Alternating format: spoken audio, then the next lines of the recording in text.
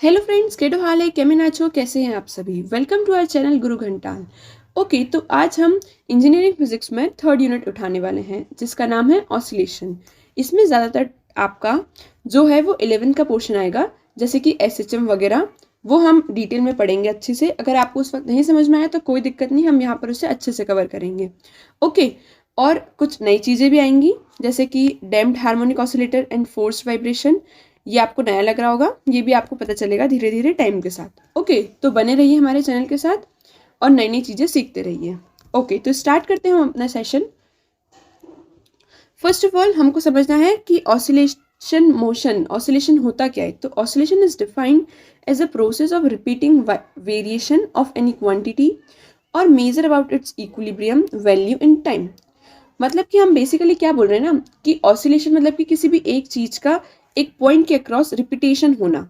Okay okay, ये mean पर रखिए। हमने इसे यहां से पुश किया तो ये क्या होगी, ये ऐसे ऐसे ऐसे टू एंड फ्रो मोशन करेगी। ओके, तो ये किस एक पॉइंट के across to and fro motion कर रही है और पहले यहाँ तक जाएगी, फिर धीरे धीरे धीरे कम होती जाएगी। क्यों कम होती जाएगी उसकी, और एक पर्टिकुलर टाइम के बाद वो क्या हो जाएगी, रुक जाएगी। क्यों रुक जाएगी, क्योंकि एयर मॉलिक्यूल्स है, एयर रेजिस्टेंस, इन सब के कारण। क्योंकि आइडियल कंडीशन नहीं है। अगर आइडियल कंडीशन होती ना, तो अगर हमने एक बार उसे खींचा तो वो कंटिन्यूसली उतने पे ही वो वाइब्रेट करता रहता।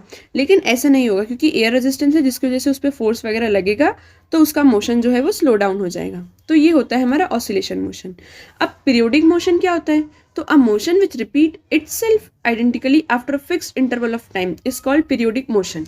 मतलब कि हम ये बोल सकते हैं कि जो कि एक कोई ऐसा मोशन जो एक पर्टिकुलर इंटरवल के पास रिपीट हो रहा है। जैसे आप क्या समझ सकते हैं कि आप एक एग्जाम्पल कंसिडर करिए कि आप मॉर्निंग वॉक पे जाते हैं। ओके, वहां पर एक सर्कल बना हुआ है, तो ये आपका स्टार्टिंग पॉइंट है। आप यहाँ से स्टार्ट करते हैं, आपने एक राउंड लिया, डन।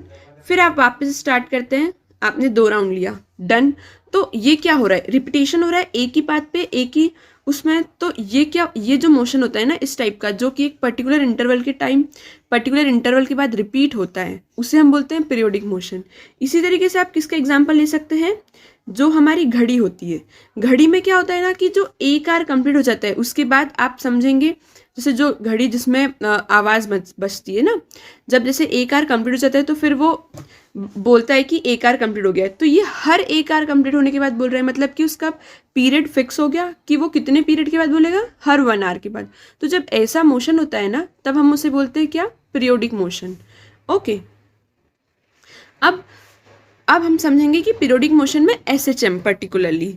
तो एसएचएम क्या होता है, सिंपल हार्मोनिक मोशन। इससे आप बहुत ज़्यादा फेमिलियर होंगे क्योंकि आपने 11th में ये चीज़ें पढ़ी हैं।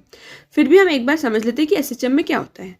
तो SHM is defined as a motion in which the restoring force is directly proportional to the displacement of the body from its mean position. तो अभी मैं सिर्फ मोटा मोटा बता रही हूँ आपको, मतलब इसके बाद वाले वीडियो में हम डिटेलिंग में समझेंगे कि। तो देखो, एक क्या होता है ना, एक बॉडी होती है जिसपे फोर्स लगेगा। तो अगर उस पर फोर्स हम इधर लगा रहे हैं तो उसका डिस्प्लेसमेंट अपोजिट डायरेक्शन में होता है। और बेसिकली इसमें ना जो कंडीशन होती है वो क्या होती है कि डिस्प्लेसमेंट की जो भी पावर होती है वो 1 होना चाहिए। कुछ और हुई, जैसे कि अगर ये बोल दिया कि force is directly proportional to x square minus of x square, तब ये एसएचएम नहीं होगा। तब ये कोई और दूसरा ऑसिलेटरी मोशन हो सकता है, लेकिन ये एसएचएम नहीं होगा। एसएचएम के लिए कंडीशन है कि जो एक्स की पावर है वो 1 होना चाहिए। ओके, तो यहाँ पर एक और पॉइंट इंपॉर्टेंट है कि अगर आपसे कोई पूछता है कि सारे ऑसिलेटरी मोशन एसएचएम हो सकते हैं, तो ये गलत बात है। अगर वहीं पे किसी ने उल्टा पूछा कि सारे एसएचएम जो है वो ऑसिलेटरी मोशन होंगे, तो हाँ ये सही है। तो इसके लिए मैं एक डायग्राम आपको बता देती हूँ। जैसे कि ये जो आउटर वाला सर्कल है ना, ये आपका ऑसिलेटरी मोशन हो गया। देन इनर वाला जो हो गया वो आपका क्या हो गया, पीरियोडिक मोशन हो गया। और सबसे इनर वाला आपका क्या हो गया, एसएचएम। मतलब कि एसएचएम सबसे छोटा है। एसएचएम किसके अंदर आता है, पीरियोडिक मोशन। और पीरियोडिक मोशन किसके अंदर आता है, ऑसिलेटरी मोशन। अब हम ऐसे उल्टा भी बोल सकते हैं कि ऑसिलेटरी मोशन एक बड़ी ब्रांच है जिसको हमने कुछ कंडीशन वगैरह अप्लाई करके हमने उसे छोटा किया तो पीरियोडिक मोशन बना। देन अगेन पीरियोडिक मोशन में हमने कुछ कंडीशन वगैरह अप्लाई करी तो उससे क्या बन गया, हमारा सिंपल हार्मोनिक मोशन। ओके,